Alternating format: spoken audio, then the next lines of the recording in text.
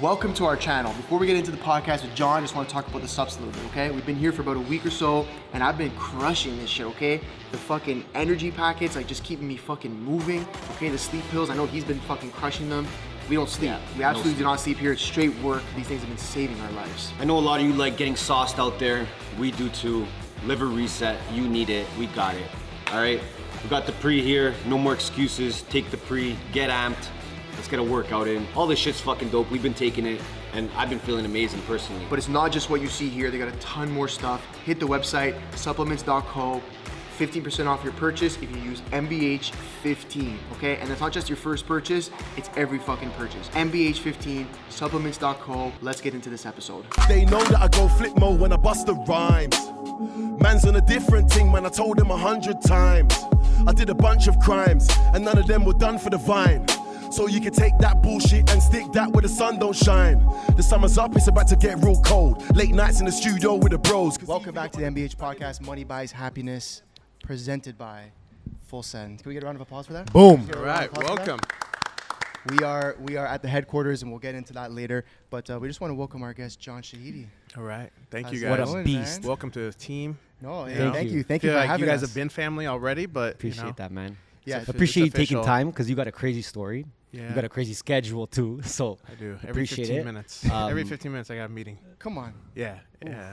So I we got was gone for a 15 little bit. minutes now. I was gone for a week because I got married a couple weeks ago. Yeah, congratulations. So, yeah, thank you. Congratulations. I saw that wedding. I saw the video. Yeah, you everyone saw the Unreal. podcast. It looked like a Happy Dad ad a little bit. It the whole was. They thing. did that. So Yeah, I think okay. I want to gotta ask you for- quickly about that actually, the wedding, because I saw that you got very emotional as well. How was it like seeing all the people that have supported you over the last like maybe 10, 20 years all there? Like I felt like you felt that. Like Yeah. I saw you in the video and you were getting emotional. So Yeah, how did it that was feel? Like crazy. everyone coming together for you? You know, there was one moment. My wife and I, Renee, we like the day before we said like, hey, listen, let's ease up on the drinking because we want to remember this day. That's true. And we even like talked to the manager of the venue and we're like, hey, we're worried that like people are gonna try to feed us shots and Happy Dads and all this, and we don't want to like black out. And he's like, no, don't worry. Like I'll make sure any drinks that come your way are watered down. Nice. I was like, great. So that was kind Amazing. of like Good we're like guy. we both looked at each other, perfect. And still there was one moment. There was like 2 hours in. I was like, I feel like I took an edible. I got so Wow. high, and I wasn't really drinking. Obviously, I wasn't smoking or anything. It just this like I don't know the feeling. I just got this like I felt like I was placed into like a dream, like automatically like warped into a dream. It was so. It was a dream crazy. for you though. It looked was. like. So it was just I don't know how to explain it. It was best day of my life. It was the most beautiful day. Yeah, obviously I was emotional, looking like this way. It's like wow, you know, because we also got married in the middle of nowhere in New Jersey. Okay, but it looked And beautiful. Like the space. It was. The place It was the most really beautiful nice. place. It was nearby where she grew up, which made it even more special. And yeah, but to see like everyone flying from all around the world, like you know, Big to celebrate names. us. It must Huge really make you names. Yeah, feel big like names, big family. You know, family members I haven't seen in a while. Everything. Yeah. Like it's like. yeah, it was a It was lot. overwhelming. Yeah, yeah. And It's good that you remember it. A lot of people don't remember their wedding. I do. Yeah, I do remember a lot because we didn't really drink, and we didn't. You know. Yeah, You know, people were just passing around joints outside. You know that. You know, amazing. that Sounds like a good time. Yeah, bro. it's It sounds like amazing. a real dodge, good time. dodge those. Well, congratulations, Yes, man, yes. because that's Yeah. massive. But I do want to get into a little bit of your background for anyone who might not. They probably know. But They for probably anyone know who you, but doesn't- if anyone Yeah. doesn't know you, I mean, you have such an impressive past as well. I know you talked about it a lot in the past, but Yeah. just a little bit of a brief as to what you've done in the last 20 years. Yeah. And then obviously we're going to get into the recent stuff as well. Okay. Yeah. You know what's crazy is I've done a lot of things, but at the end of the day, YouTube has always been like my passion. In fact, you know, I've always started things a little bit too early, but the truth of the matter is actually in my I'm 42 right now, and in my 20s I had one life, in my 30s I had another life, and now in my 40s here at Folsom I have a different life. But in my 20s my brother and I owned an agency that we represented DirecTV, so the satellite TV company. Okay. And I started the company actually when I was 18 or 19. It was like a year after high school. I don't remember how old I was, but I was 18 and 19. My brother was still he was still in high school when we started the company, and our job was to do innovative marketing for DirecTV. So DirecTV at the time had just launched a deal with the NFL, and they had the NFL Sunday ticket. It was brand new. It was like you pay whatever, I don't remember the dollar amount at the time, $129, and you get every single football season or football game every single Sunday, no matter who your team is, right? So if you're in LA and your team's the Cleveland Browns, you can see them in LA. You're not just locked into whatever local stations are offering you. So our job was to make awareness to these different in a creative way. And you know, and we did everything. Like we did from like, we were the first, I take pride in this, we were the first that did the ads inside when you move and you register a new address, and you got ads, and when you did the mail forwarding, you got the ads inside the envelope. We were the first to do that. No one did that. That's crazy. Now I just moved the other day, like, you know, landscapers, alarm companies, all this, but we were the first, because we're like, all right, what's the first thing people do when they move? They get DirecTV. So we would put that in the door hangers on the front doorsteps, you know, and then through that time, you know, we were always challenged because, you know, obviously when you're in a creative world, it's like you think of things first and then people copy you. So then we're always like, all right, what's next? And one of the things that we got into towards the end, we did this for almost 12 years. I think it was like, the year I'm talking about right now is like 1999, 2000, and we did this all the way to 2010. One of the things that we did towards the end was celebrity marketing, and Floyd Mayweather had a fight coming out, pay-per-view. We did a lot of Mayweather commercials for DirecTV. But every, you know, and this is like now the year 2009. One of the things that we used to always do is like look at how much market penetration DirecTV had, and you know, DirecTV always looked at the cable industry as their competition, and some Dish network at the time. I don't know if Dish, I think Dish is still around, I don't know, but their main competitor was always cable. It's like, let's go after cable. And every quarter we would look at market penetration, and there was always this one category, and it was other, that was growing. And it was like, you know, 0.1% to 0.5 to 1% to 2. And I used to always say, hey, what is this other? Don't worry about that. But what other was internet television, which is really, you know, YouTube at the time. You know, so I was like, hey, other's growing like crazy. Don't worry about it. That's DirecTV telling you. Yeah, DirecTV is like, don't worry about it. No, we're going after cable. Wow. I was like, but this other is it was nowhere, and it's like growing 2x every quarter. We looked into it. It was YouTube, and people were consuming content on YouTube for free. And that's the first time you were like, okay, YouTube is doing something here. Yeah, and it wasn't just people, you know, because YouTube's also had its cycle of content as well, its own lives, right? In the very beginning, where the home videos, like the Charlie bit my finger type of videos, like that was YouTube at first. It was like you would take home videos, whatever, you know, on whatever smart device you had at the time. Or, you know, very smart people were taking their digital camera content and, you know, uploading it to their computers and uploading that to YouTube. You know, but it was really home video content that was on there. It wasn't anything produced. So we used to look at it like, all right, what if we did some production, you know, a little bit more production than anyone what else. The digital camera, you know, has. And so my, you know, I know it, you know, so now I'm 30 years old. During this time, I think in 2010, and you know, I went to Floyd Mayweather and I said, hey, like, what do you think about launching a YouTube channel? And we take some of this content from behind the scenes and all this other stuff, and we launched Floyd's YouTube channel right around then. And Floyd, you know, one thing I take pride in Floyd is like he was one of the first like mainstream celebrities that actually had YouTube. I don't remember what year this was, so I might be off by a year. It might have been 2011, but I mean, someone could go to Floyd Mayweather's YouTube channel and go back, and the first videos were like Floyd Mayweather, like way before even like the word YouTubers was a thing. YouTubers were creating content, but they just weren't really recognized yet. But you and Floyd already had a relationship at that point. We did. We met each other through DirecTV and mutual friends and Mayweather Promotions, his company, and the people who led that, Leonard Ellerby and all that. I had always, you know, been in touch with them because of different business ventures. But our big thing was, all right, so how do we, now in 2010, 2011, how do we create a YouTube network and take mainstream celebrities and bring them onto YouTube. And we were attempting to do that with Mike Tyson at the time, and some of the other relationships I had. Usain Bolt I had a relationship with with at the time. I think there was Olympics around that time. I forgot which year, but Usain, we wanted to launch a channel with Usain at the time.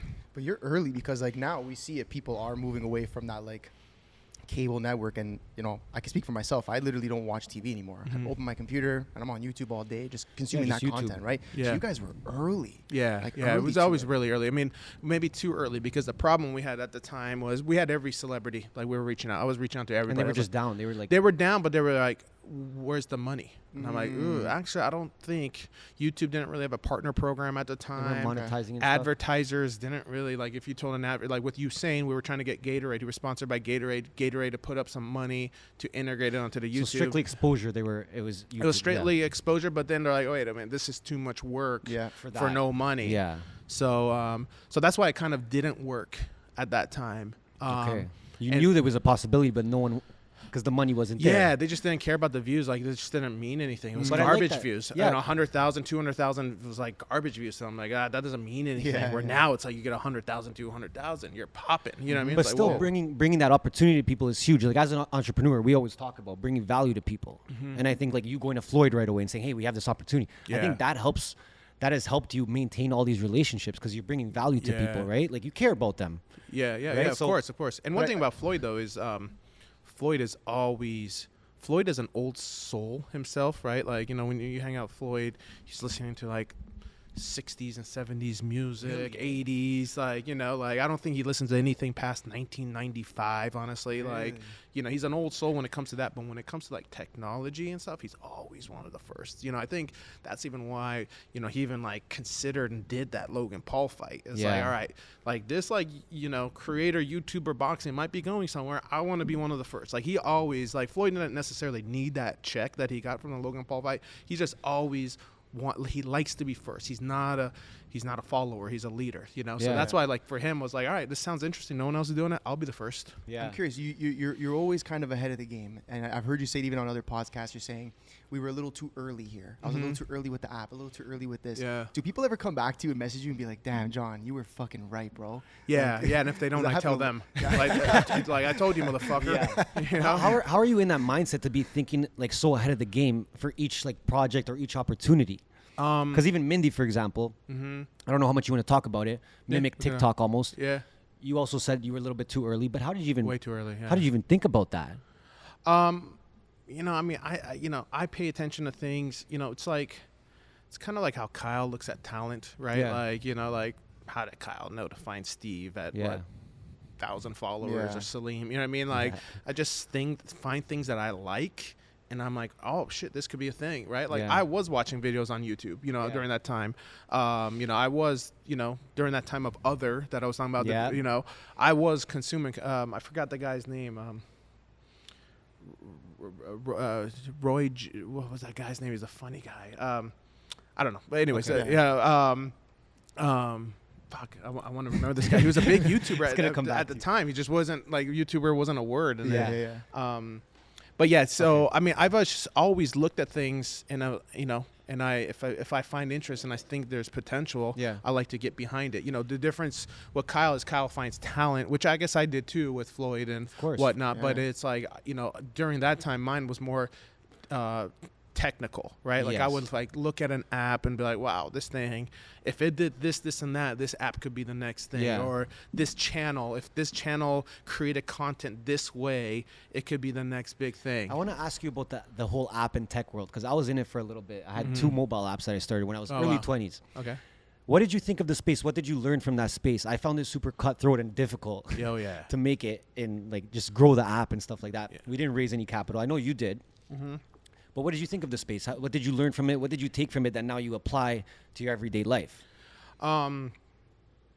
Well, in the app space, I have a love-hate relationship with the app space, right? Like, too, I still think like, I look at apps like, damn, especially now I'm working with Nelk and, and this team, like, if I should revisit, like there's an action app that we built back then that's still out. It's called the camcorder app. That app's still out in the app store. There's a bunch of them, but one of them's ours. It's like, this thing we created in 2015 and we just never really updated it. Like it's just there. And it's, and I look at reviews, it's like, recent reviews, love this app. I wish they would update it. It's like, Does it make you think sometimes like, fuck? I want to get back into it sometimes, but it is a lot of work.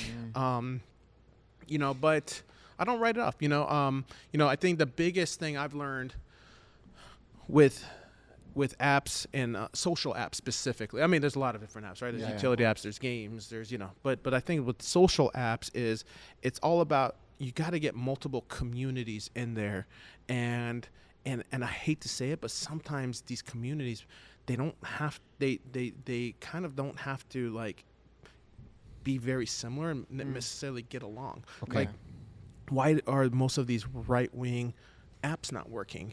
You know what I mean? Because they're posting and everyone's kissing your ass. Dude, you're right, blah, blah, blah. But sometimes you need the whole like, hey, you're a piece of shit. Yeah, it's like, an echo chamber. And I think that's why Twitter's so popping. It's like there's fucking fights. I think it's toxic for society, but the truth is that's what makes these apps. The more toxic the app, the better it does. The more people, You know what I mean? It's like rage that, clicks. It's like rage clicks for media companies. Yeah, I mean, like Reddit, right? Like, why is Reddit still fucking there? You know what I mean? Because the people who are in Reddit are toxic. You know what I mean? Like, but the apps that are like, like a Pinterest, right? Like Pinterest's still out there, but it's not as popping because it's a bunch of people. Wow, you're, this is so beautiful. Like you are so creative. Like it's like, all right, cool. This is boring. I want someone to fucking, talk shit to me and make me cry. Was there any like tough lessons you had to learn in that space? I think the one community. I mean, when we built the Shots app, this was 2013. Is we built it with Justin Bieber, and we were just like, all right, we got Justin Bieber, we're gonna build the next billion-dollar company. But the truth is, like, you can't depend on one person. But to scale that big. And the thing is, and this is a lesson that I've learned with working with Bieber, working with Mayweather, even now Nelk, and why do almost all the ventures building with Nelk work is if you build a brand or a product or a company, and you do it with a celebrity, the brand, the product has to be bigger than the celebrity. No one will say that. No one will ever say that, by the way. But it's the truth. I mean, I'll show you the example here at Nelk, and I'll give you an example that's not Nelk. Is Nelk Boys. The brand Nelk Boys is bigger than Kyle Forgeard. I see it. People walking out. No. When they Kyle's walking around. Like, unless they're diehard, you say Kyle. But like most people are like, yo, it's the guy from Nelk. True. The way Kyle's built Nelk Boys is Nelk Boys, and and it takes a lot of, ego checking, right? Like he's got to be okay for people like, yo, I love your videos. What's your name? Like, you got to be okay with that. Which a lot of celebrities aren't. Kyle is fine with, because Kyle's an entrepreneur at the end of the day, but so Nelk Boys is bigger than Kyle Forgeard. Full Send is bigger than Nelk Boys.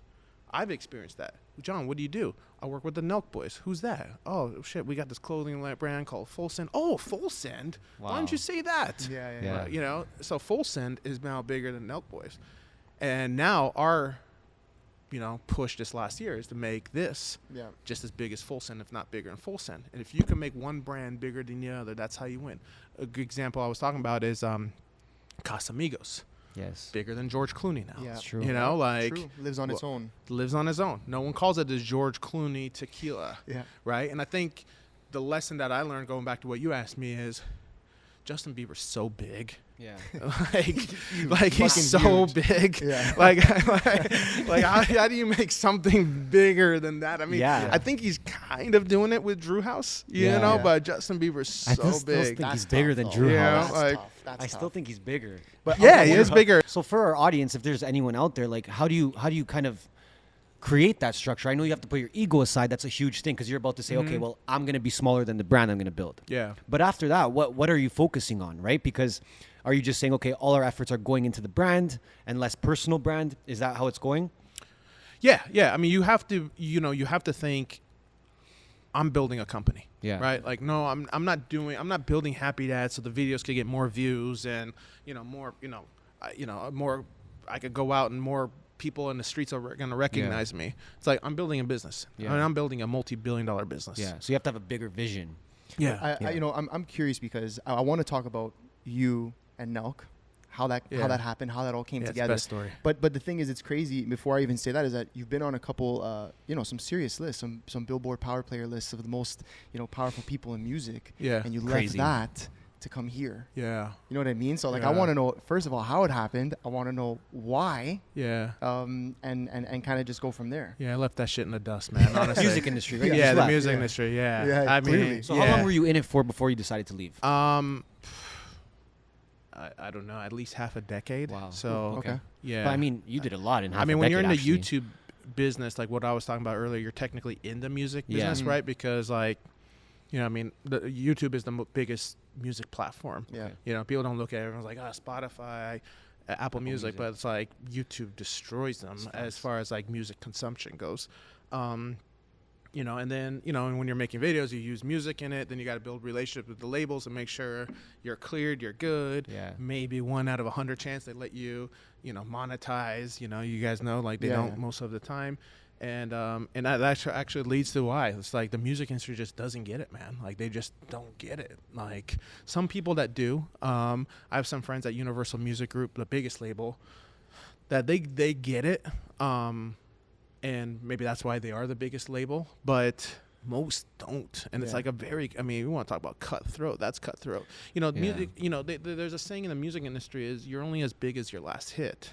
True. So when if your last hit took off and then someone beat you, took that number one, no one gives a fuck about the number two anymore. Yeah. It's like you gotta go, and it's like very like the artist has this pressure, his producers, his writers, his A&R, everyone Sounds around so him. stressful, bro. It's so Yeah. stressful. Yeah, It's like, yeah. yo, fuck, I can't even enjoy. And so much music's coming out now. It's like, bro, like my song was number 1 3 weeks ago. Now all of a sudden, like It's I'm off. fast-paced. Yeah, it's like So when you say they don't get it, what are you really saying? They don't understand how to properly adapt and promote their music, or well, the industry just doesn't. I mean, artists get it, Yeah, right? artists Because get it, okay. artists definitely get it. It's the machine above them. It's the labels. They're very old. Most people are very old school. They don't.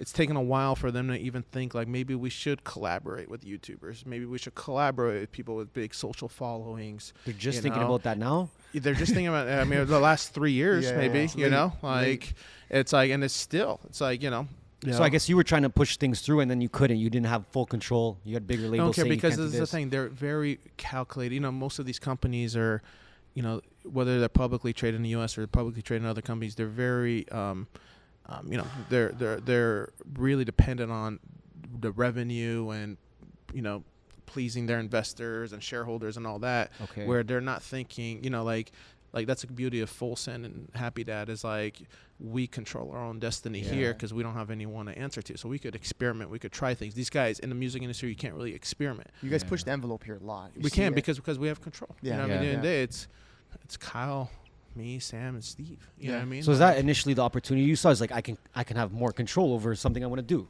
How did it Well, happen? here- How did it happen? Yeah, we tell gotta us. know. With We gotta Nelk? know. We gotta With know. Nelk? Yeah, we gotta know.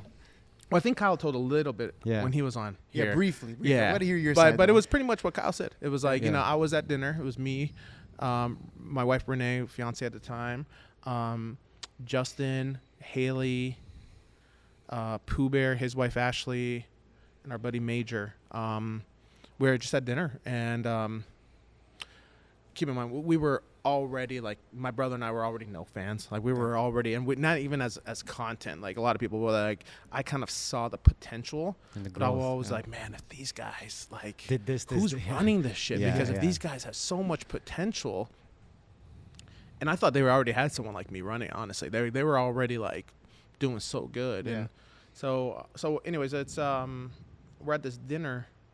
And Renee was off that night, but it was at a restaurant she manages, Catch, in L.A. She ended up sitting at the table right next to us.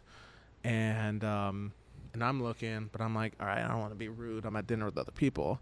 And Justin mentioned something like, hey, you know those guys, right? Crazy. I was like, I don't know them, but I want to know them. And he's like, yeah. He's like, they're from Canada. I'm like, yeah, I know, I heard. Like, I was like, you know them? He's like, yeah. He's like, well, let's go say what's up to him. And we went. Me and Justin went, and Kyle and I already had followed each other on Instagram, but we never communicated. We just followed each other on Instagram. I think it was his birthday right before that, so I think I commented like "Happy Birthday" or something. But yeah, so that's so we went, and then that night Kyle DM'd me on Instagram. It's like, "Nice to meet you, boss.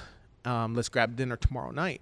And Just like that. Yeah, and I was like, "Let's do it." And the very next day we went. We had this meeting, and we were talking about all different things, and one of the things that we brought up was, creating a product together. One thing I've learned is like, there's not a lot of money that's made on social media. It's some, but it's like very temporary, right? Yes. Like it's like, promote this tea and get this, or, or maybe big brand. If you're really lucky, really big, like maybe you get a big brand like a Coca-Cola or Head and Shoulders or something like that, McDonald's, but you gotta be really big. But those brands, they're also very scared because like you never know. So then now brands like, wow, like we know, we don't know who to trust, like, so the big brands are afraid of creators, so then now you're left with the teas and the granola bars and all these other guys, drinks, the energy drinks and all this other shit. So you guys came through and you're like, okay, we're gonna build the brand built by creators. Yeah. I'm curious, what like was it the fact that you could come in and almost kind of do what you want with this massive brand essentially that kind of had you so interested in Full Send and Well, Milk? what was crazy was when we met with Kyle, like Kyle understood me. Like it's like as if I've never really talked to him about it, but I feel like he maybe he knew. It's like I don't know if it was instinct or he had done some homework, but it's like he knew what I was capable of. Could doing. be energy as well. Yeah, like just like your energy. I always connect with Canadians. Yeah. Right. Let's go. There we go. So I don't know, but it could. I don't know what it was, but we instantly clicked, and it's like he got me because a lot of people, believe it or not. I think the people who are listening here will understand me because they're either fans of yours or fans of Nelk, and they're now both. And they're usually forward thinkers, but most people aren't forward thinkers. Yeah. So they're like, "Yo, this guy sounds crazy. Yeah. Like, what the fuck is this guy talking about? Like, what do you mean?" Being with someone that understands your vision is like huge. That's energy. That's being open-minded as well. So that's always been my thing. I've always had to explain myself. It's like, dude, trust me, do this. Trust me, do this. Trust me, dude. Don't want to do that. That person's doing that. It's not gonna work out. Like, don't do this. You know what I mean? But it wasn't like that with Kyle from day one. Like from that first meeting, he's like, yes.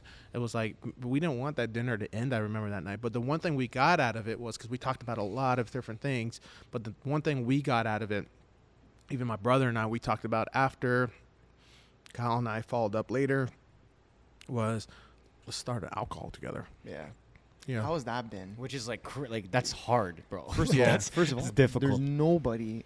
I don't care who the fuck wants to come at me for this. There's nobody doing it bigger than you guys right now. No. Like all the attention is on Happy Dad. Back home in Canada, people are asking us. We just had Kyle on the pod. And people are like, Ship us some Happy Dad. When's Happy Dad coming?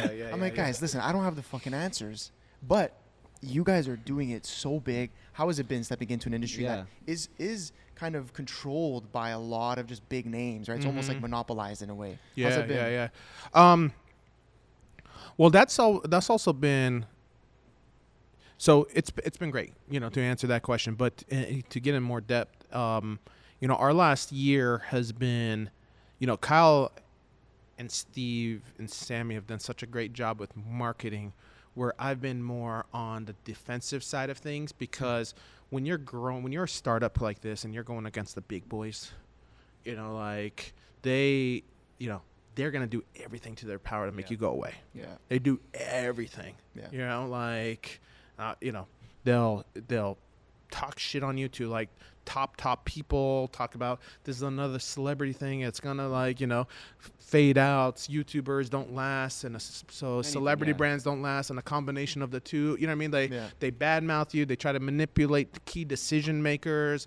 Then they bully you in all other kind of ways. They go to, some of your manufacturers and try to buy out, say, hey, we'll pay you double than theirs, make theirs last, which is part of like our supply issues that we had late last year. These things have happened? These things happen all the time. All the time. Every day I'm getting called, hey, so-and-so, something, this happened and we can't do this. Why? Not sure why. Look into it. It's one of the big boys coming after us. Why, It's so frustrating.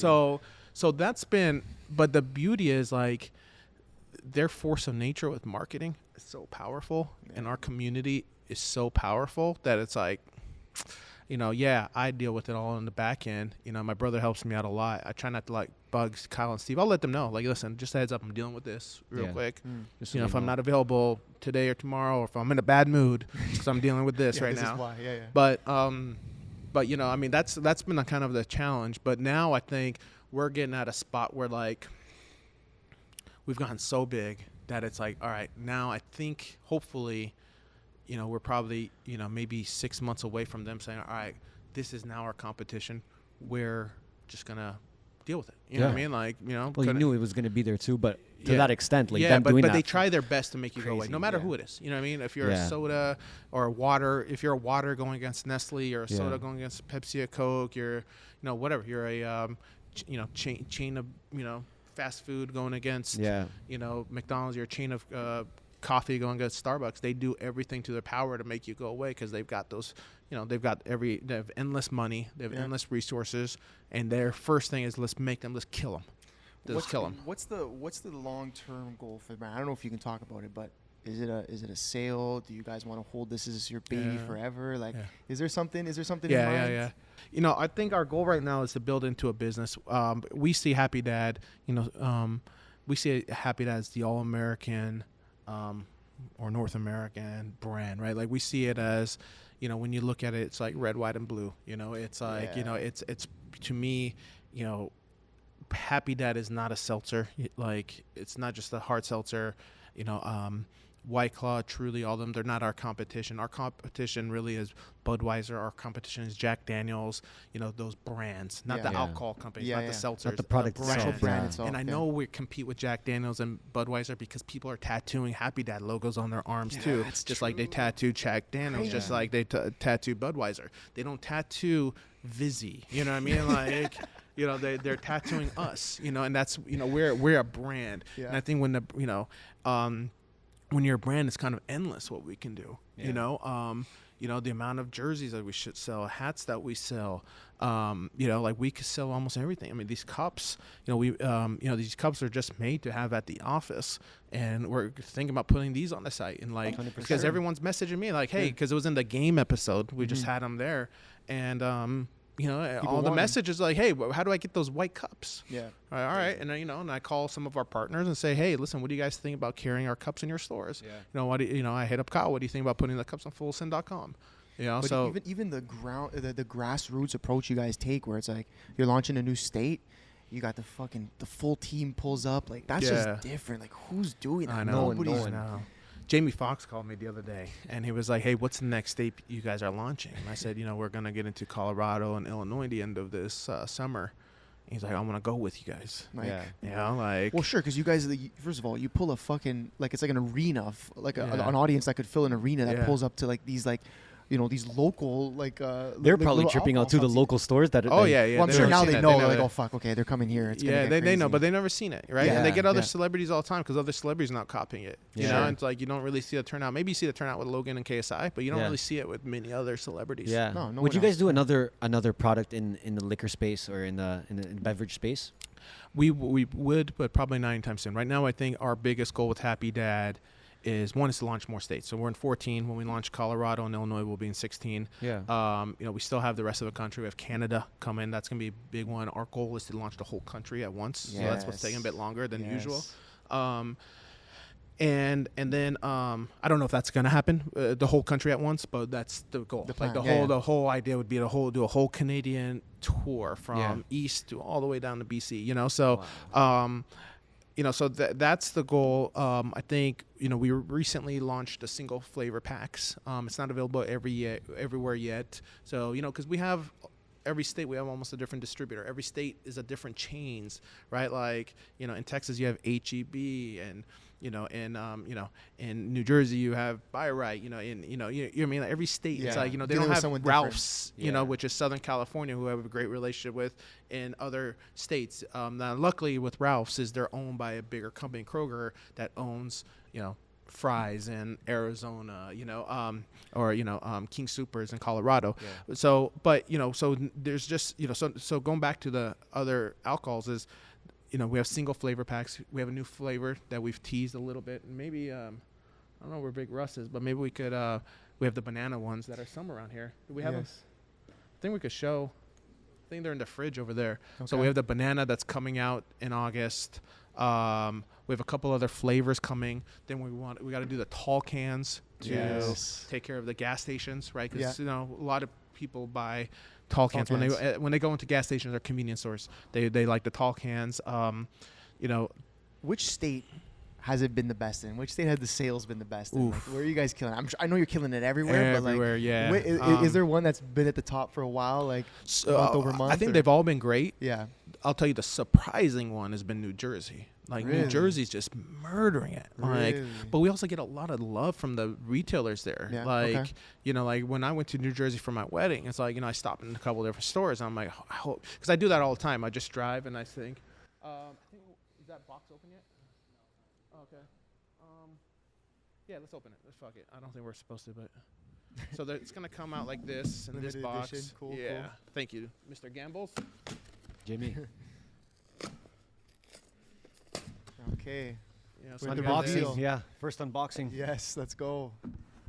We got Oh, that's got the yes. Ford 8 Come representing on. the banana. Come on. And we got Crazy. yeah, and it's delicious. Ooh, nice and cold too. Okay. Yeah, they've been in the fridge. We actually literally just got them yesterday. Okay. Thank you. Cheers. Yeah, we gotta get one in here. I want to ask you, even about like when you have a brand and you, let's say you kill your first product and you're like, okay, we could Yeah. probably. I feel like a lot of entrepreneurs have issues when expanding their brand and getting to the next step, next product. Yeah. When do you know that it's time for another product? When, like, what's happening at that time that you're like, you know what, guys, like right now we can get another product out there and do just as Yeah. well. One thing I've learned in business is, and this is an advice I'd give anybody, is if you strike oil, keep drilling. Yeah. You know, If it's working, keep going. Eh? keep going, right? And I think, you know, I think that's our thing with Happy Dad. Yeah. It's like, yeah, we've had ideas for we get every couple weeks we get someone shipping us their alcohol. It's like, hey, I got this great product, don't know how to market it, we'll give you half the company, you know, Just like that, eh? and we'll try it. Like, damn, this is fucking delicious. Yeah. The gin, it's like, you know, all these other ones, you know, like that aren't as competitive as like say like a wine. We get wines all the time, but it's such a busy Yeah. industry. Yeah. But you know, like a gin, like, you know, a rum, you know, tequila's getting a little bit busy, but Yeah. you know, tequila, you know, mezcal can work. But yeah. So, but yeah, I think our thing is right now. It's like, I think we struck oil with Happy Dad. So keep drilling, keep coming out with other flavors, get Yeah. different. You know, because now our thing is, you know, our problem before is we weren't available. You know, we couldn't make enough. We couldn't get enough stores. Now the stores are getting us. Now our thing is we got to be seen. Yeah. Meaning, like, you walk into a store, we got to be seen into these A stores. good placement in the store, yeah. We need Right at the placement. So front. how do you get placement when you have one Product. variety pack? Yeah. You know what I mean? Like, they're only going to give you maybe, if you're lucky, 2 shelf spaces for one product. So now we have to give us 2 for that. But now we're going to send you a pineapple. Give us 2 for pineapple. Yeah. We're going to send you watermelon, 2 for watermelon, 2 for lemon lime, 2 for cherry. So you kind of have to And do now that to it's get like the, yeah. and that's why you see when you go see White Claw, it's like, oh, White Claw's everywhere. Yeah, but they have 12 different flavors. You know, and I think that's our thing now is like we got to be seen. You know, Yeah. we're in the stores. We're almost every store. You name the store, we're there. You know, Yeah. we're available. We just got Walmart in Florida. Yeah. And we crushed it there. So now we're getting ready for Walmart to call us for other states. So now we got to be seen when you're walking Walmart. I want everyone to be like, dude, everywhere I go, you're everywhere. Has this been one of like the biggest, I guess, ventures where people are coming to you and being like, John, like this is fucking it. Like I think this is the it. one. Yeah, I think this is Has it been this? one. This is one. I mean, Full Send Nelk last couple of years was it as well, right? Like everything Nelk's doing. The Full Send podcast was a big one. Yeah, massive. You know, but yeah, I think this one, you know, alcohol is a very busy industry. Yeah. Seltzer is very busy. Mm-hmm. Celebrity is very busy. Yeah. Celebrity alcohol seltzer. Yeah, it's like, you know what I mean? Like, Yeah. so that's why, and we cracked it. You know, we Yeah. cracked that code where people are like, holy shit, you did it. You know, at first, when we first launched, I was calling some of my contacts in the alcohol business, begging him to be in their stores. Please, bro, you owe me a favor. Please put Happy Dad in your stores. Please, please, please, bro. I'll never ask for anything ever again. Remember, I did this for you 11 years ago. Like, this is like, please, please. You know, that was June of 2021 was me on the phones. Wow. You know, now it's like It's the other way around. It's the other way around. What more? You're coming out with banana. I saw you posted on your close friends. Like, you know, like how am I getting that? You know what I mean? Like, you know, so it's the tables have definitely turned, and I think that's because we've cracked the code with Happy Dad. Yeah. I want to ask you about your role, like what role you play, because it's full, there's the pod, there's Happy Dad, there's the Metacard, right? There's a lot of projects. So what role do you play in these projects? Are you super hands-on at the beginning, and then when you feel, you know what, this thing can kind of cruise now, do you go hands-off? Start delegating. This is more like you as a leader and you in business. Yeah, I think my role, you know, I know the title's president, but I think the really role is like business development as well. I think my role is to like come up with new ideas and pitch them to Kyle, pitch them to Steve. Okay. Make sure they like it, and then if they do, build it. Yeah. You know, then go to my brother, who's the chief operation officer of Full Send Milk and CEO of Happy Dad, and go to him and say, listen, like Kyle and Steve like this. I think it's great for the brand. I think our fan base will love it. I think our fan base will need it. Like let's do this. And they say yes, they say no, and then just back to if the they say drawing no, board. it's out. It's I like was gonna say, are you guys very transparent when it's like you come with an idea, they're like, nah, John, that's kind of shit. yeah. It's like, Yeah. okay, now on to You the need next. that, I'm you need very that. easy. I'm very easy when it comes to that. Like I got a thick skin, you know. Okay. Unless I really, honestly, I've never been in a spot where I really believed in it. Like, cause we connect so much. Like, Yeah. cause Kyle won't say no. Like he'll be like, no, because da. Ah, fuck, you're right. Yeah. You know, Yeah, my yeah. bad. You know, Yeah, yeah, like yeah. okay, on to the next idea. Cool. So I think that's it. And then what? But then my role with it is then going and building a team around it. Yes. Like Happy Dad, we have a whole team. Okay. And Full you were involved with building that team. Yeah. Okay. Yeah. Me, my brother, Kyle. If it's a Nice. senior person, will be involved as well. Or Kyle, you know, will say like, hey, maybe I think we maybe need a full-time videographer only on Happy Dad to create content for Happy Dad. You know, and then we'll go find that you person. yeah. That's cool. So it's building the team. So Happy Yeah. Dad, we have a team. Full Send Merch, we have a team. Production of Nelk videos, Steve videos, now Salim videos, Full Send podcasts. We have a team on production. Then we have social teams that help from like clips to posts on social to answering issues online, because a lot of customer service issues come Yeah. through socials. So they'll, you know, relay that message to our merch teams. You know, in Metacard right now, we're in the process of building a team. Okay. You know, I think with Metacard, you know, Metacard's about launch in January, so you know it's a little over 6 months, almost 7 months old now. Metacard is my baby. You know what I mean? Like, so to Yeah. me, Metacard, I need the best team possible. Yes. And with, you know, one is Web3 is so new. It's Yeah. very hard to But find again, people. you're early in again. Very, very early. Metacard's Again, very right? early. Yeah. You know, I can't tell you how many people call me now. It's like, hey, can you build that card thing that you did for the Nelk Boys for us as well? Like, it's Wow. like, oh, now you want that? You Yeah, know? yeah. But it's not as easy as you think. Of course. So Metacard is very, it's early, but also, you know, building the team has been a challenge because one is there's not a lot of experienced people in It's a new Web3. space, yeah. You know, it's very, very new. People pretend that they know, but they don't, because they Yeah. don't get the vision of what we want to build with Metacard, Yeah. right? They want to do the typical, well, you know, this project did this, so I could do that same thing. It's like, dude, we don't do what other projects did. Yeah. Yeah. We're going to do what's best for our community and what's new and different.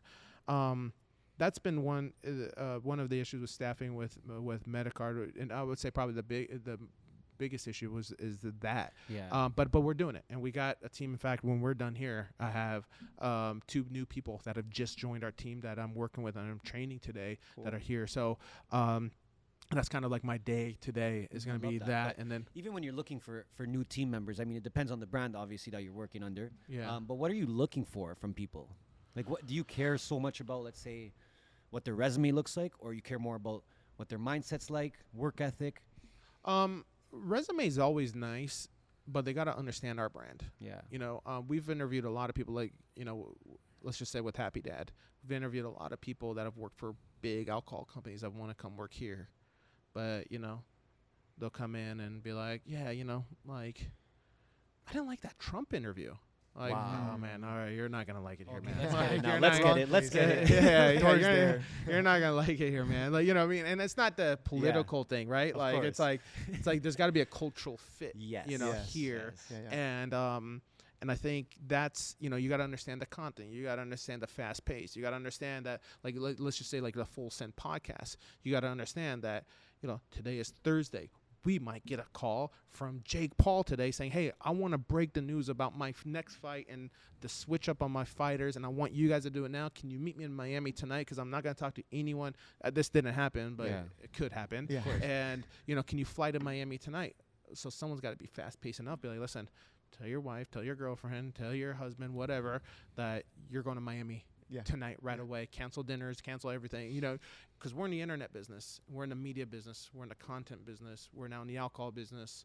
You know, you've got to move like that, you know, and I think that's the thing when people come in is so no matter how sexy their resume is, they got to understand, or they got to understand that, like, hey, by the way, I don't know, Mayweather wants to get on there, so John has to leave now. So every meeting that you had set up tonight is canceled. Yeah. Done. And you got to be okay with Yeah. that, man. I'd be like, wait a minute, 7 days I worked on this presentation for him tonight. What do you mean it's canceled? When's he coming back? Next week. Yeah. Yeah. What? You know what I mean? Like, you got to understand adapt. that. You That's gotta the adapt pace. quickly. That's the pace that we're I working want to at. talk about the media space. You brought it up, and I also want to talk about Trump because you brought it up. Okay.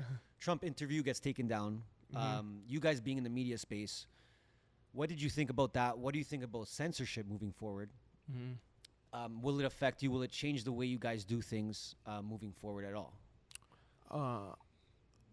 I don't think censorship will ever affect us. I mean, you guys try to go tell Steve and Kyle they can't say something.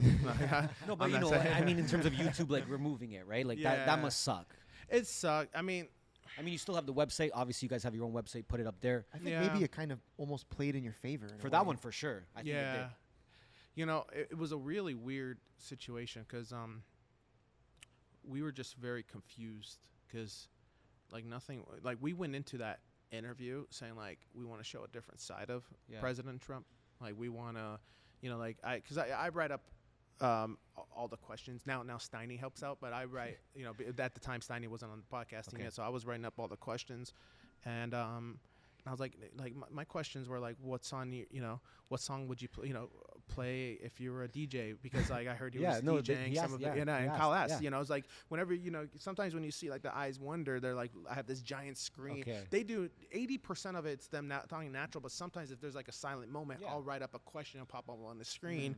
And, you know, so I had like, you know, I want to talk about his recent relationship with Kanye West. You know, I want to talk about, you know, like favorite, you know, states in America to visit when on vacation. How do you stay places without being recognized? You know what I mean? Like, it was more like a different side of personal him, side. yeah. And I think we nailed that. But he kind of took his own and sort of went on his own with something he was going wanted. to do He that. He wanted was to gonna get do out. that. He did. Yeah, I don't think we asked about No, he just said what, it. you know, I don't even want to say it here because I Yeah. want this podcast to do well. But so I guess we are censored in a, Yeah, little bit, yeah, in a see, way. there you go. But you know what? The most people know the topic that made it go down, and he brought it up. It wasn't anything. We went into that into that interview, just want to show a different side. We didn't want. I mean, you got to remember, you had Steve there, who doesn't really give a shit about politics. Yeah. You know, like Yeah. he might have some feelings sometimes because something pissed him off, but he doesn't really give a shit. Yeah. Salim doesn't give a shit. Kyle's from Canada. You know what I mean? Like, you know what I mean? Like, even When you put it he's that not- way. you know, he's not even. You know what I mean? Like, so it's like we weren't going in there to like influence Yeah. any political party. You know, we went in there to have a good time and get a great interview. So that's why, like, to us, like, it was very confusing. It was like, why did we? But then the question is, like, if CNN uploaded that same exact video with the same exact topics, would CNN or the small guys getting bullied again? Yeah. You know, Yeah. like, is that what's happening again? Are we being bullied? Are we being bullied? Like, just like the big alcohol companies are trying to bully Happy Dads because we're like this underdogs. You know what I mean? Yeah. That's what pissed me off. Was like, man, we're being bullied because CNN posted that, if Fox News posted that, if one of the big media companies posted that would have never been taken down. He said he talks about it all the time. He talks about it everywhere. Yeah, I was gonna say. But the one place he talks about it with the Nelk Boys, like that gets taken down. That's It- what pissed me off. It was because of the impact it had, man. It was 5 million views in less than a day. Like, it was Crazy. going. It was, We it actually caught it was. like on the premiere, but His it people was- told us that. His people said it went down because you made them look good. That's what. That's what people 100%. said. But I'm pretty sure 100%. most of your audience was with that. Like, with you guys going to Dude, the talk to Trump? comment, the comments were, I'm a Democrat and I hated Trump until I saw that interview. I saw those Seriously? comments Wow. before it Minds, went down. yeah. Wow. I saw it just wasn't even changing mine. It was like, yo, we're not here to like Shit on him. shit on him, manipulate, Or clip a show 5-second thing, clip yeah. a 5-second something crazy that he said, because a lot of people did that. They clipped the part of him talking about the windmills, yeah. like Trump talks about the windmills, like he brought up, and they like cut it with another part of the interview to make it sound like he was just going off. Dude, he talked about 100 other things. Yeah. I mean, and by the way, he might, we don't know enough about windmills. Like he might have a point. Like maybe we are spending crazy monies. I mean, how much energy are those things really generating? You know what I mean? Like, No is it idea. even enough to flush a toilet? Like, I don't know. You No, know we what I mean? don't, we Like, don't. So I think that's the whole thing is like, maybe you had a point, but it wasn't our intention. Of Our course. intention was to have a great interview, Yeah. and the thing that upset me was really. Do you guys take feedback, like seriously negative feedback, if someone hits you guys up or a fan or anything, or do you just like brush it away? If it's a valid negative feedback, Yeah. well, I mean, we'll pay attention to it, Yeah. Yeah. right? If Okay. we've done something wrong, Yeah. I mean, we get it. I mean, we're so big, we get in all areas. But like, if someone messages me like, "Yo, like it took 3 weeks for me to get my order. You guys' customer service fucking sucks. You guys, never buying from you ever again. You piece of shit." Like, you know what I mean? Some people get that angry about a late Wow. T-shirt. I believe it, I'm yeah. like, okay.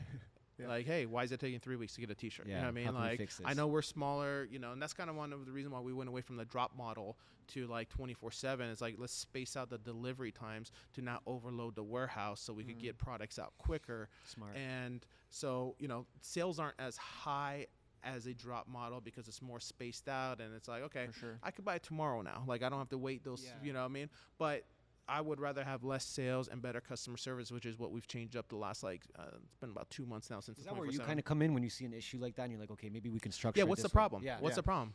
Like, Yeah. I know people aren't sitting here twirling their thumbs and not shipping things out. What's the problem? The problem is that we got hundreds of thousands of orders in one day, and we have to ship all those out in this warehouse Yeah. ASAP. And okay, so and then people are mad because they're also used to Amazon, where you could buy something today, it'll be here tomorrow, hours, sometimes 2 minutes. today. Yeah, Yeah, yeah, 2 yeah. minutes. And now GoPuff, even Yeah. crazier, 30 minutes, like with GoPuff. Wow. It's like, okay, we're 2 weeks.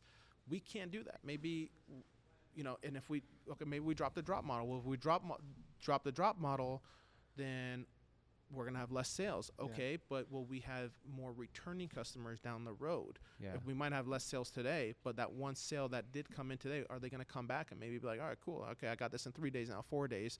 I'm going to go and get a second hoodie now for my girl, Yeah, or they're yeah, never yeah. going to come back again because they don't want to wait 3 weeks. Okay. I'm curious. We spoke about the warehouse a little bit. I was actually surprised that you guys were in OC and not in LA. We flew out here, and then we kind of found out you guys were here. Nelk Boys, YouTubers, big creators. Yeah. Why OC and not LA? Well, there's a few different reasons. I think there's a few different reasons. One is like post-COVID, LA's kind of like, the crime in LA has been pretty bad. It's been rough. I also think there's a lot of, and this is more of a Kyle decision, but there's a lot of distractions in LA. True. You know what I mean? There's always, hey man, I'm in town and I got this guy from Europe who, it's a good opportunity. You should probably meet with him Probably tonight. every day those are coming. And and it's like, all right, what's he do? Well, he does watches and he makes custom watches and he wants to make Folsom watches. You want to meet with him? Fuck. Well, we're not really getting into the custom watch business, but I don't want to piss this guy off. Yeah, you want to maintain My the friend relation- blowing yeah. him off, so. Okay, I guess let's go out tonight. You know what I mean? Like, it's like every night that was happening. It's like, Yeah. and if it's not Kyle, it's me. If it's not me, it's Sammy. You know what I mean? And I think when you're an OC, you're like, sorry, I'm not close. You know what I mean? Like, Yeah. Easy out. Yeah, and easy what out. what does that mean? That means now we're at the office till 9, 10 o'clock at nights. We're here 5 days a week. We get in. I usually get in around 9 a.m. or so.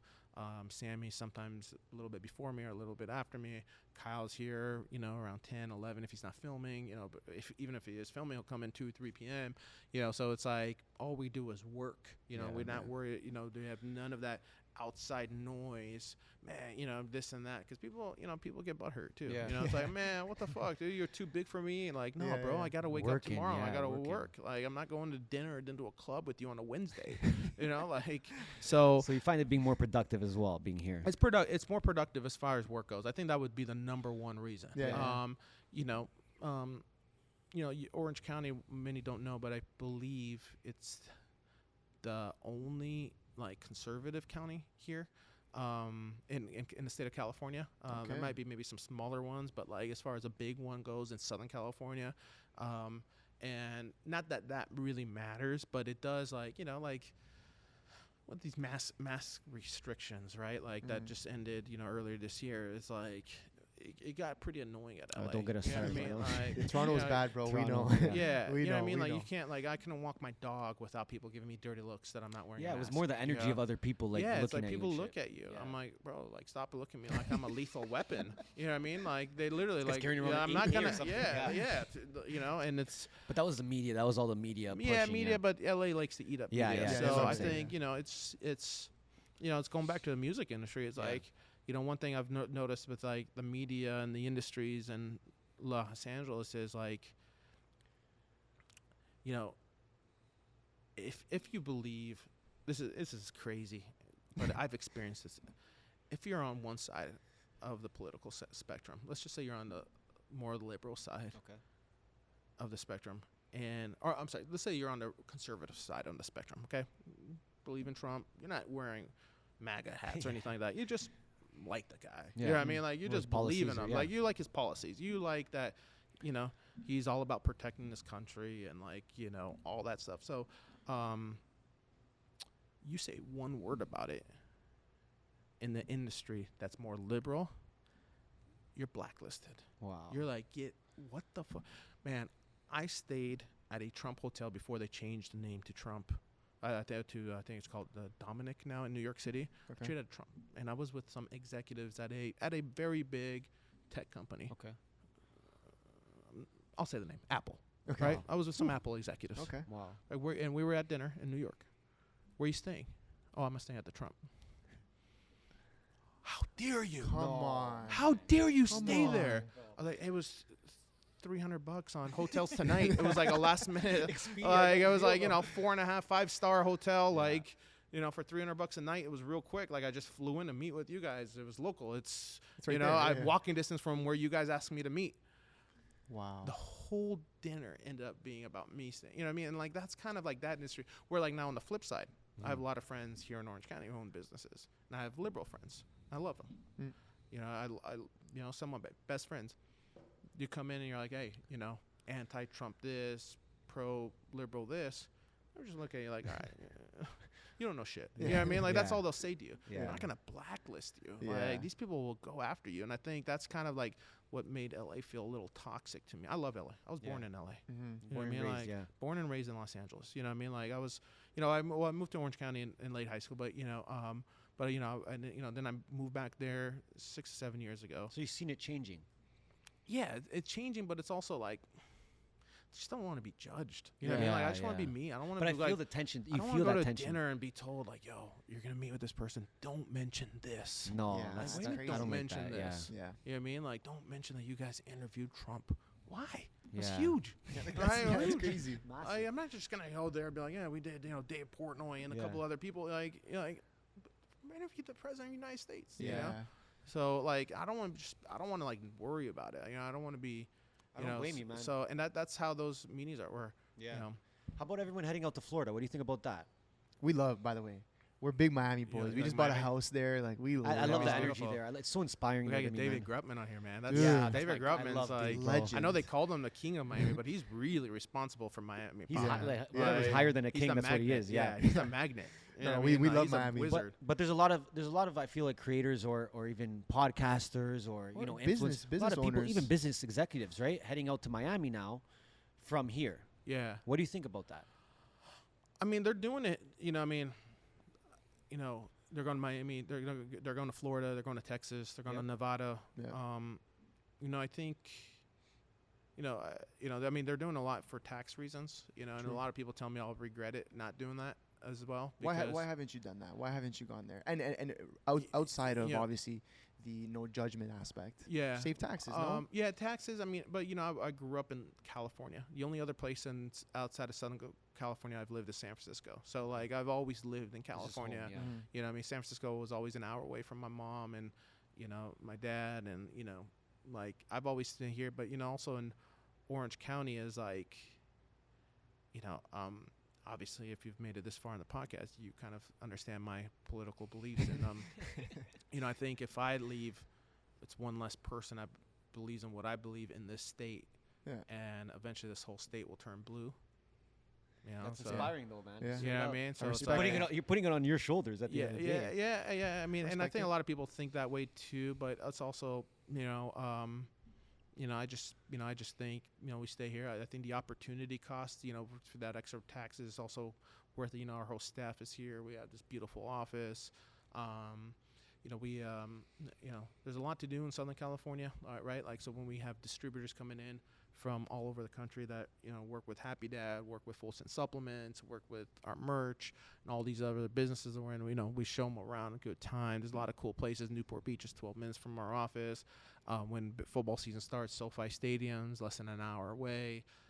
You have a lot of cool things to do around here when it comes to like building a business. So the opportunity costs to me is also worth it. Yeah. Okay. Makes sense. Do you think you're gonna stay here? You think you would stay here, or you'd ever expand maybe to somewhere else? Mine and my wife's dream's always been to own like a ranch somewhere. So maybe like one day we would have a ranch horses in somewhere. Wyoming or something like Yeah, that, like a Utah. Wyoming, Yellowstone area, or maybe Texas. Yes. But I think that would always maybe be like a second spot too, though. Okay. But I think we would always have a permanent residence here. You said you have calls every 15 minutes. Is this true? Calls are meetings. Yeah. When do you sleep, if you sleep? I sleep good. Oh, you sleep nice. Yeah, okay. I still get no less than 6.5 hours. You gotta Last explain night how. I got 8. How? I shut down. Like, so one rule my wife and I have is there's no work talk in the bedroom. I like that. There's no it's cliche and everyone says this is number one rule, but no fighting, before sleep. Yeah. We go by that as well. I have what's it called? The sleep apnea machine. Was it a CPAC? I have one of those. What does that do? thing's. So we showed it on the Post Malone podcast. Okay. We brought it I out. was gonna say, it's the whole thing. You attach it to Yeah, yourself, so right? it's just like machine that just blows oxygen, and I had because I have sleep apnea. So I did a sleep study. I forgot the number, but it was something crazy. It was like I was waking up something like 30 or 40 times an hour. Oh my god. When you snore, you're waking up, you're Yeah. going back to sleep. Every time you snore, you're waking up, you're going back to sleep. And it's actually not a good thing on your heart. Mm-hmm. It's not a good thing for your brain because it's like it cuts off a lot of oxygen going to your head. So I started on that a couple years ago, and it's weird. You're putting on this mask and you're blowing air. Yeah. You're going to sleep like it's but it really helps me get Every some night solid you use sleep. that? Oh yeah, I can't travel without it. Yeah, it's life changing. Wow. I feel so much better. I feel before I had that, I used to have to take a 30-minute to an hour nap halfway through the day. Our old office in San Francisco, we had actually built a nap room just for me because I needed Just for you. Yeah, just for me. Like I literally had a nap room. It was all completely quiet, Yeah. just a mattress. I would go and I would sleep. Wow.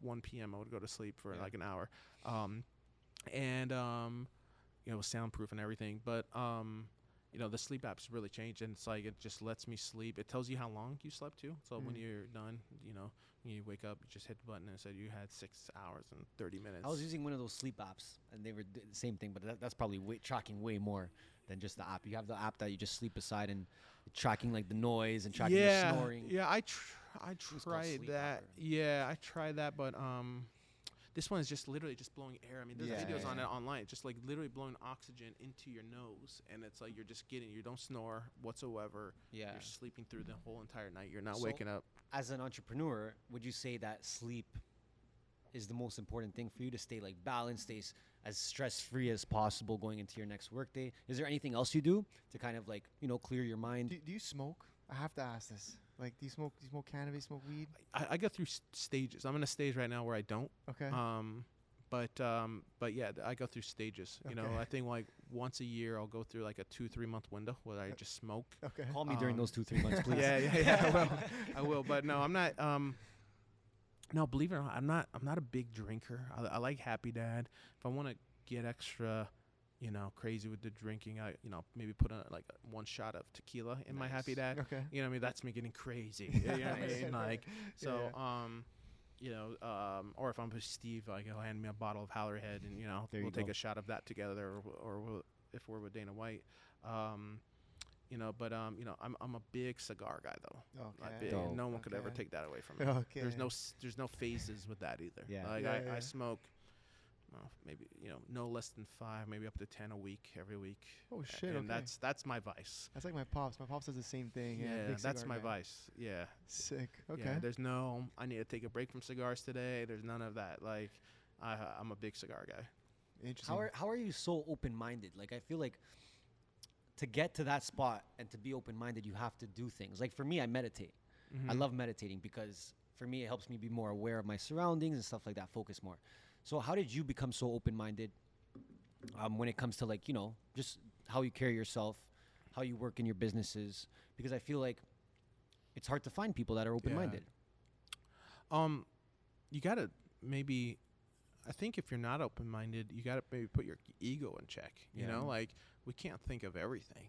You know, like I can't think of every single idea. You know, yeah. And if I do think of an idea, I need someone to expand on that idea. You know, Happy Dad wasn't fully my idea. Yeah. You know, like, you know what I mean? Like, no one could really give me credit. Can't give Sam credit. Can't give Kyle credit. Can't give Steve credit. You know what I mean? Like, it's like you gotta be open-minded. You gotta put your ego. You know what an ego is? An ego is what you imagine yourself being. That's what your ego is. Interesting. It's an imaginary person. You imagine yourself. So the bigger the ego, the bigger that person is, right? Yeah. That person's got this and that because I'm imagining that person. I want to be that. Yeah. So the bigger, you know, when I imagine myself is like, what's next? You know what I mean? One baby step. My dream is not to have 20 cars, 7 houses. Yeah, I mean, fuck you lifestyle. Like, that's not, you know what I mean? And therefore, I feel my ego's a little bit more humble because I'm just thinking like, what do I got to do the rest of today is what I'm thinking. How do you stay grounded being around like those type of people all day, seeing the numbers you're seeing the growth you're seeing? How do you ground yourself? How do you keep yourself grounded? Because I don't really want that. You know what I mean? I don't want the things that most generally people would come with that. imagine that comes with that. Because if I want that, that means that I'm feeding the ego. True. Right. Right. Because that's all you want. If that person if those things that come with it is something that I want, then now I'm imagining being that more, and imagining that going back to is what your ego is, and I just don't want it. I just I drive a GMC Yukon. I fucking love that thing. Big You truck. know how many times Yeah. Steve said, "I'm gonna gift you a truck in my next video." I was like, "I won't. I'm gonna give it sell right it. back to you. Yeah. Yeah, I'm gonna give it yeah. right. You know what I mean? You're gonna waste the video. Video's never Yeah. gonna go live. I don't want it. I don't want Yeah. a Rolls Royce SUV, which is Yeah. what he always says. I think you should drive a Rolls Royce SUV. Totally, yeah. I don't want that, Steve. You know what I mean? Like, Are you a shrooms guy by any chance? Like, I was gonna say, because a lot of the talk you're saying about your spitting is a Yeah. very like somebody just done shrooms someone just or awoke, you know? indulges. yeah, I haven't done shrooms in a while. I think the last time I did it was Thanksgiving of last year, so it was Okay. like 2021 November.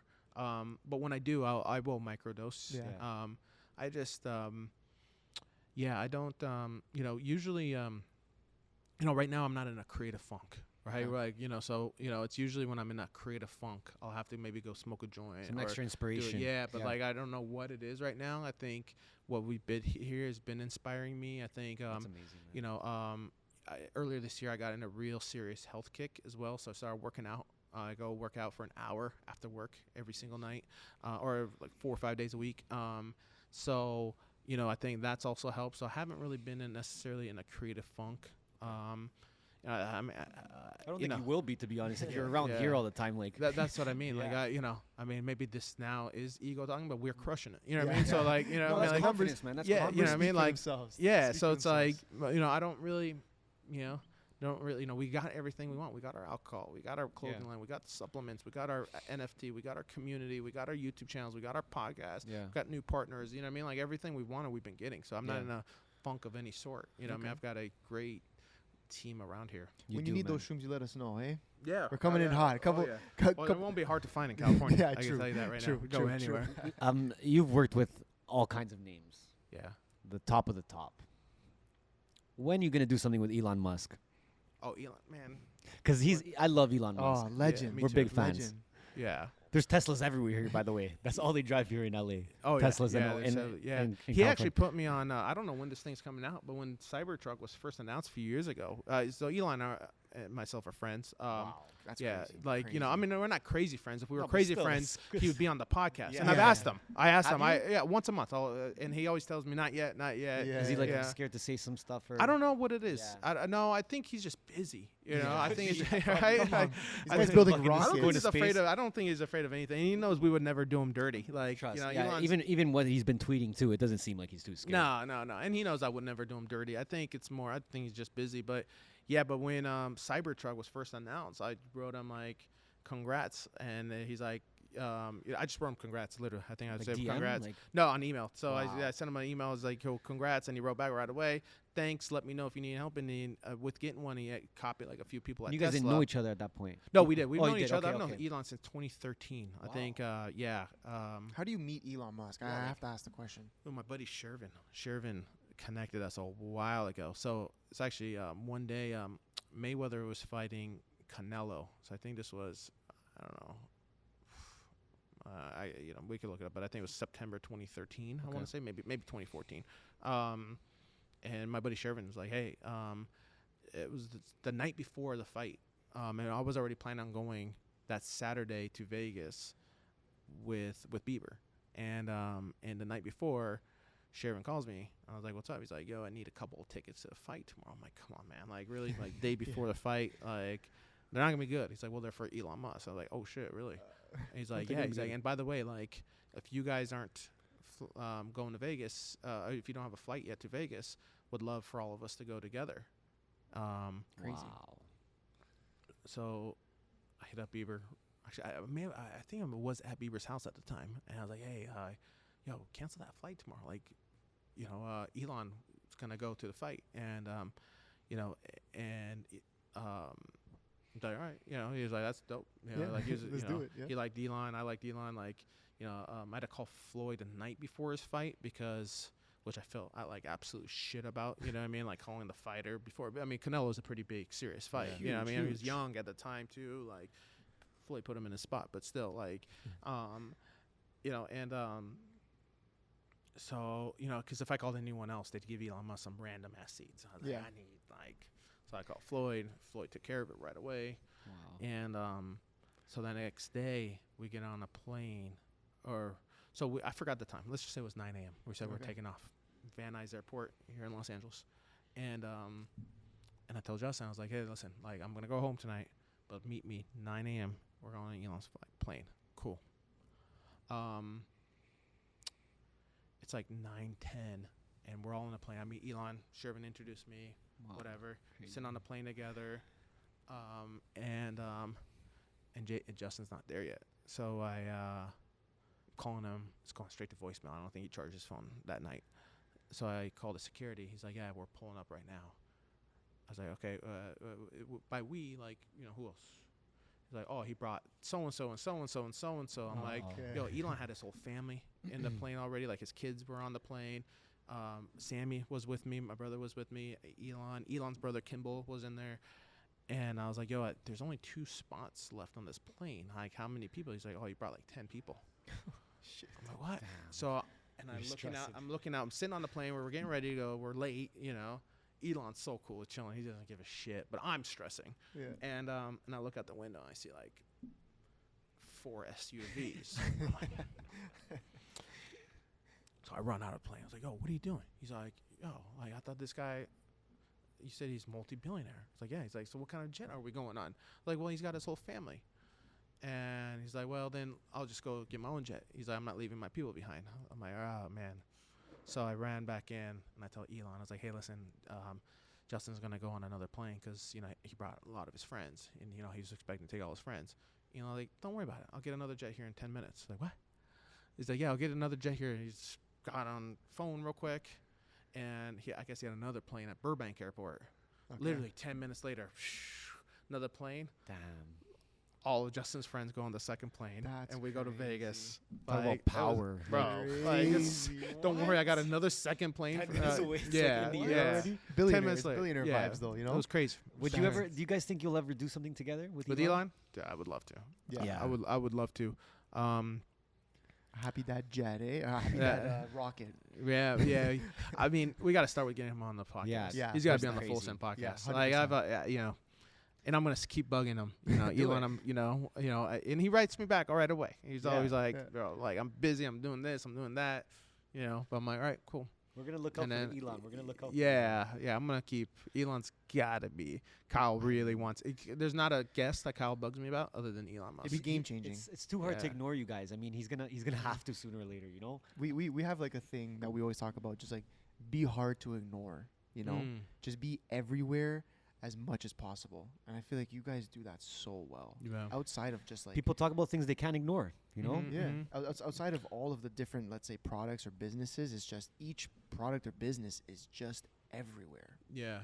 You can't ignore you guys. Yeah, I think it's called the K factor method, meaning like you got to do one thing that one person learns about, but that person goes and tells 20. Okay. Right? Like all you need is one person. Give one person a topic, or even in the app business was like our K factor metric was, let's get that one person, like a social app. Their K factor is get that one person in, but create the tools for that person to go invite more people, the invite system on the app, the app mention, the push notifications, and all these things, so that one person is getting 20 other people signed up and engaged onto the social platform.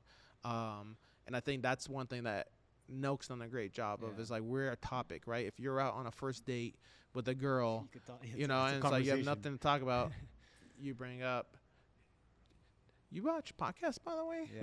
Because I just watched this really interesting one of the Nelk Boys, and they like interviewed Jamie Foxx, and he was impersonating all these different comedians. Like, have you seen his, his so many Dave things to talk Chappelle about. impersonation? It's hilarious. Let me pull it up. You know what I mean?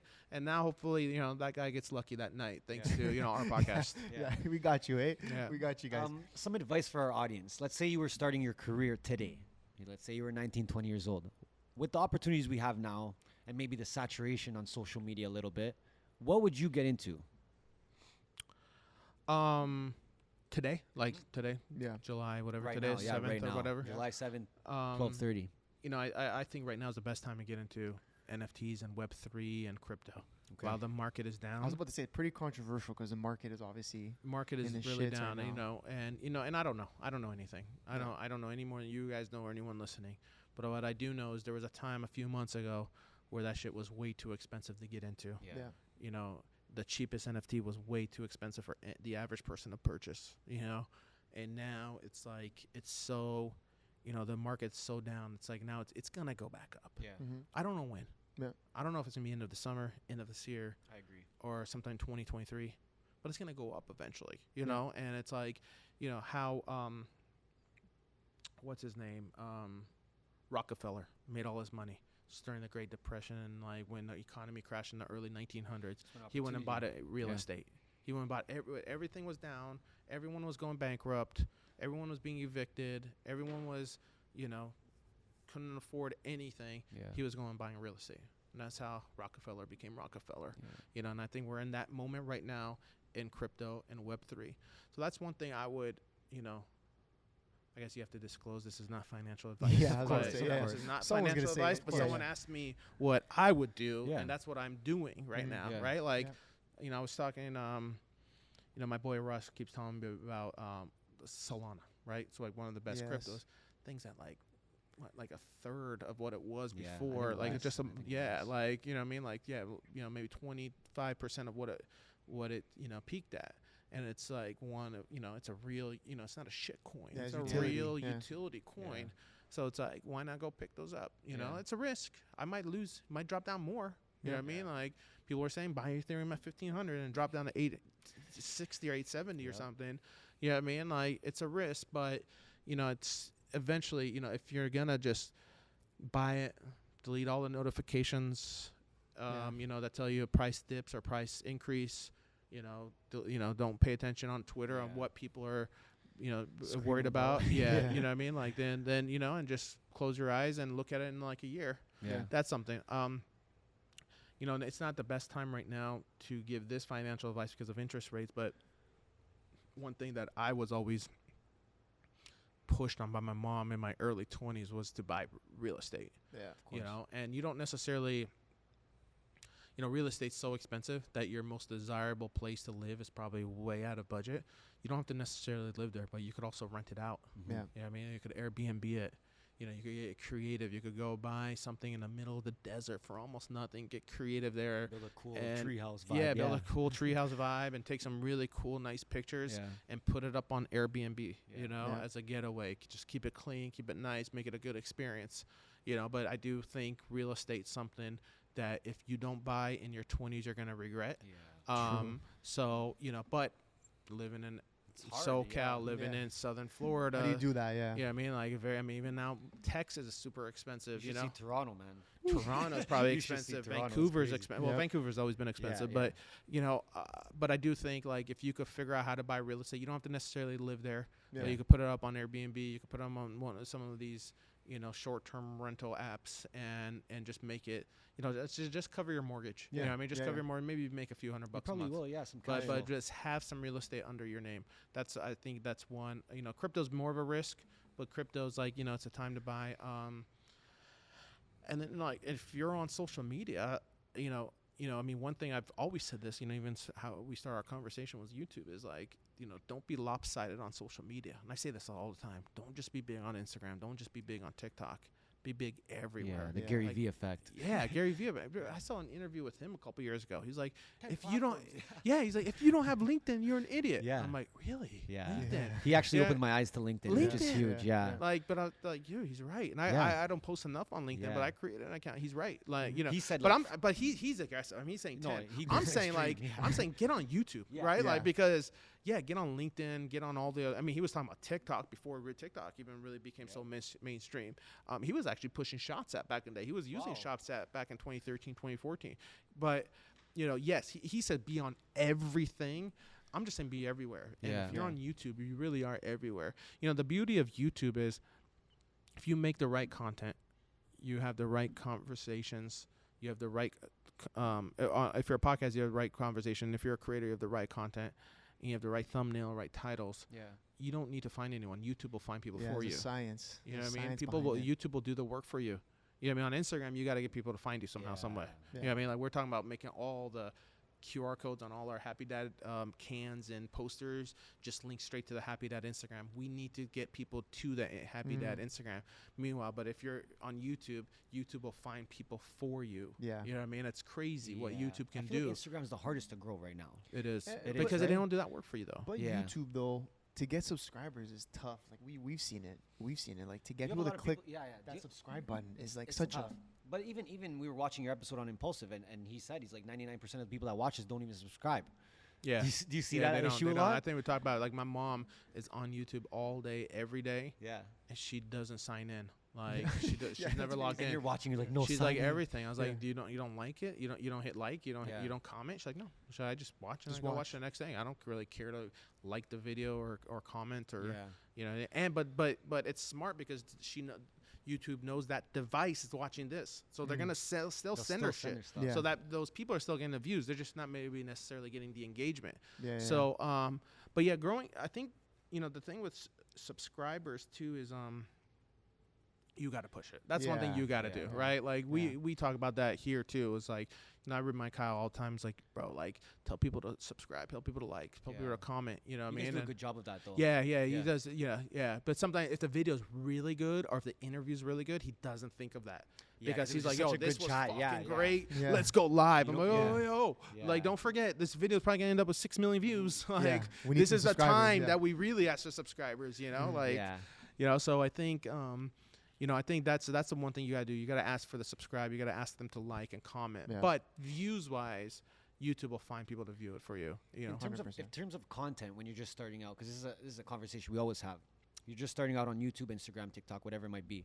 When you look at content, would you prefer quality or quantity when they're just starting out? on YouTube. Let's say Or- YouTube. Yeah, let's say YouTube. Think you gotta have quality because you know YouTube really looks at, and you guys probably know this, Yeah. but for those who don't know, YouTube recommends videos that have high watch through rates. Okay. Yeah. Meaning like what percentage of the video watch till the end, Okay. and the higher your watch through rate, the more it'll recommend that video. Okay. But YouTube also likes length now too. You know what I mean? So now, like before, it was like your watch through rate on a 4-minute video. Let's just say you had a 50% watch through rate, so only 2 minutes. you know, yeah, you only needed people to watch 2 minutes of that video for YouTube to say this was good. Yeah. But now YouTube wants 10-minute videos, so now you got to get a person to watch 5 minutes, 2.5 times the length of the content. You know what I mean? And that's a long Which time to get make a nowadays is 10-minute video. hard. 10-minute video, or some of these Nelk videos are 18, 20, or podcasts are 1 hour. Yeah. So you need someone to watch 30 minutes of this 1 hour podcast for you to be like, all right, cool, this was good. Let's recommend it to the next person. So that's Yeah. why quality is so important. Okay. But what's more important than quantity, in my opinion, is consistency too. Yes. You got to treat YouTube, and this is me going back to my television days, yeah. is you got to treat YouTube, your YouTube channel, your YouTube content, like a TV show. Yeah. You got to program people. Every Wednesday morning, we are live. Rain or fucking shine. Do not miss a day. And it happens. Sometimes something happens. Yeah. Fuck up on the edit. Mentally tired. Traveled. Whatever it is, it happens. Yeah. But pick it right back up. Yeah. You know what I mean? Like miss that 1 week, but come in. But try your absolute best every single week. That day, program it. It's like Simpsons. Yeah. I'm sorry. The best example, honestly, is NFL. Yeah. Yeah. Football. Yeah. Sundays. Right? Yeah. Sundays. Yeah. You know, here in California, 10 a.m. sharp kickoff. Okay? Next game, 1 p.m. sharp kickoff. Missed those? Cool. One more game, 5:30 p.m. Yeah. Missed that? Okay, cool. Next day, Monday, one more game, 5:30 p.m. And that's it. Yeah. You know what I mean? That's it. They've But everyone experimented. Everyone knows. Other yeah. days of the week. You know, now they have Thursday, but it took them a while to What's program the Thursday. People weren't ready. programming? But you got to program. And now you will never not see a Monday night football game, a Thursday night football game, Yeah. Sunday night football game. Yep. You know what I mean? Because we just know. It's like, shit, I was busy all day. I slept in. I missed the 10 o'clock games. Don't worry. They'll be back on at 1. Yeah. But, you know, but what's a sport that's not doing that well in viewership? Major League Baseball. Yeah.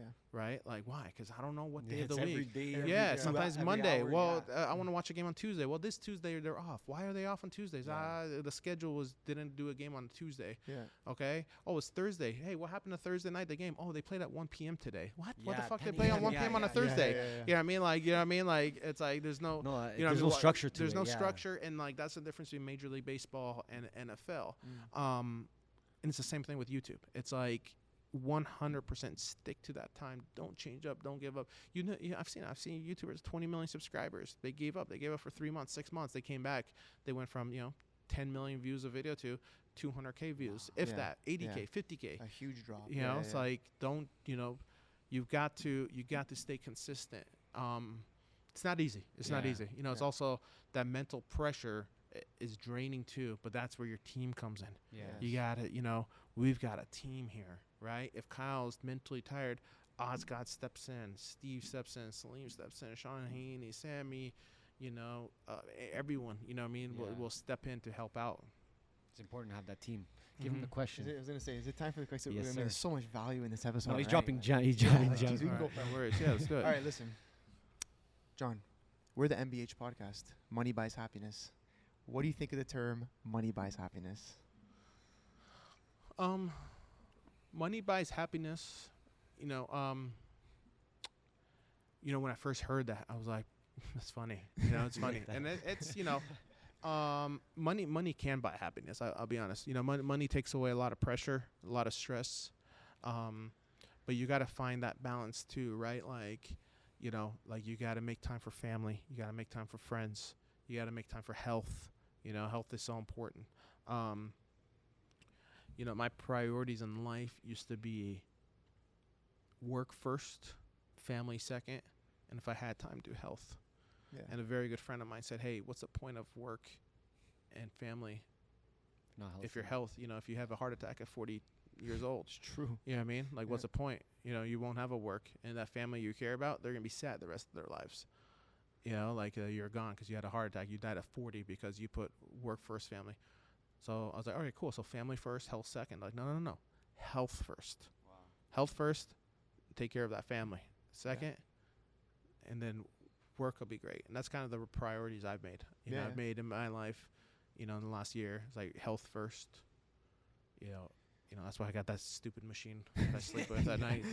Yeah, man. Like I'm lowering my cholesterol. I only have red meat when it's necessary. I work out after work. But would you say money has given you an opportunity to focus on that stuff a little more? more? Yeah. I think I worked backwards a little bit because I didn't know how to make money. Okay. Going back to 2009, 2010, and 2011 when, I was trying to break on YouTube, like it wasn't making money, and then things changed, and a few years later, YouTube, announced the partnership program where you can monetize your YouTube channel. And in 2016, that's when we started really making money off of YouTube, so I was like, oh, wow, 6-7 years I've been waiting for this. And now I've got this opportunity with YouTube, and that's when we worked with creators like Lele Pons and Anwar Jabawi, Rudy Mancuso, Hannah, Jake Paul. I was like, all right, cool. I could build a network of YouTube channels. We can monetize them, And then I learned, okay, it's good money, but it's not enough money. What do we really need to do? Well, let's try to get brands. But then going back to well, brands don't like us. Yeah. You know what I mean? Or brands this or that. Or brands are. They're paying us just as much as they're paying this A-list celebrity, and the A-list celebrity has to do 1/20th of the deliverables we have to do. Yeah. Brands don't get it. So what do we do next? We build our own brands. So those are things I learned. But it was money that helped me. I was like, okay, cool. I got it now. Yeah. I get it. So I do have a business. You know what I mean? I'm not going to be laughed at. I'm not going to be a flop. I've got a business. And that's when... with a friend of mine who was actually, he's a friend, but he's also my family physician. He was like, hey, listen, you got this all backwards. Your cholesterol's through the roof. Yeah. You're sleeping like shit. You're going to probably have a heart attack the way you're sleeping. Yeah, you're months away from having diabetes. Your blood sugar's so high, all this. Say, what's the point? What's the point of all this? And that's where we reshuffled things. Yeah. I was like, all right, cool. Made it work with the help of a couple bills. But also but I also know that a lot of people don't work backwards like I do too, right? Like if you've listened this far into the podcast, you realize that I have worked backwards, right? I did YouTube, then a social app, back to YouTube. You know what I mean? It's like, I'm on too early things. I work a little bit different. I'm a little bit more orthodox than others. But I do know a lot of people who've always stayed healthy and were able to build a solid business. You don't have to do it backwards like I did. Just have health somewhere there. If it's never too late to start, right? Like if you're unhealthy, get into stay healthy. If you are staying healthy, now you're trying to figure out your work, stay healthy and do that, right? Like just never forget health, and it's never too late to start. Boom. You hear that? You hear that, buddy? Why? Get your sleep. I sleep nice. One other thing too is though, when I say health as well, I think another important thing is mental health as well. Yeah. Right. You guys talked about meditation earlier. Yeah. I think meditating is important. Amazing. I think seeing professionals. Yeah. is important. Seeing a therapist. You don't always have to be going through something. Yeah. You see a Just therapist. talk, I see a therapist just for the hell of it. Yeah. I haven't seen my guy in a while. Yeah. I don't have any issues, but I'm just gonna catch up with him. Go talk. Go talk to Like someone. a third opinion to get like another opinion. Yeah, to get just from anything, someone, just someone to talk to. You got good friends. I think maybe some people do this. I do this maybe on weekends. A little bit of a digital detox as well. It's important, yeah. Like I know Kyle's done it before, where he's done like a full day without his phone. Probably hard for you guys to do it though. It's a little hard. It's a little hard for me, but I think you could pull it off on a weekend. Like I'll do it sometimes. Sunday, Like sometimes Renee and I'll go to dinner. Be like, hey, no cell Leave phones it at tonight. home. Nice. Yeah. It makes a difference. Mm-hmm. Yeah, I think we were in Scottsdale a couple weeks ago. Yeah. We went by the pool and we hung out by the pool, and from breakfast, lunch, and dinner, we just did no cell phones, and it's like amazing. It doesn't have to be a full day. It could be 6 hours, could be 8 hours, could be 10 hours. Could be sunrise to sunset type of thing. But I think every once in a while, it's good. It's good away. Just get away and not worry about it. Don't put it away and worry about it the whole time. Forget that. Just forget that it even existed. You know, I think those type of things are also important too. Great advice, man. Okay, so get off your phone. My screen time is ridiculous, man. I gotta stop. Listen, John, appreciate everything, man. You just dropped a bunch of gems. Our audience is gonna love it. I hope so. Appreciate the new opportunity you gave us. Yeah, man, I'm excited. We're excited. pumped. Yeah. Who else are you guys interviewing? Oh, we got Salim next. Salim's next. Salim's next. It's gonna be a little bit different. A little this bit different, episode. yeah, but we'll have some fun. You gotta ask him about his road trip. You know, he's been on the road the last week. Yeah. You know, so. But yeah, we look forward to working with you guys and seeing your empire come to life because we see it. We see the vision. Well, you guys are part of the Just empire being a now. part of it, Love Right? part The of it, man. podcast empire. You know, Anything we can do to help, man. We're here. Yeah, same here. We're always gonna be seriously. supporting you guys. Thank you. We appreciate All right, it. cool. Guys, if you made it this far, it's been a fucking, I don't even know how long we were going for. Like it. Subscribe. Comment anything. Do the duties. And a ton more episodes with a ton of gems coming out. But again, thank you so much, John. Appreciate you, brother. Let's Let's go. go. David Grutman will be on. All right, Let's we go. out. Never get enough of David Grutman Dave, interviews. you heard it, bro. You're on next. We're out.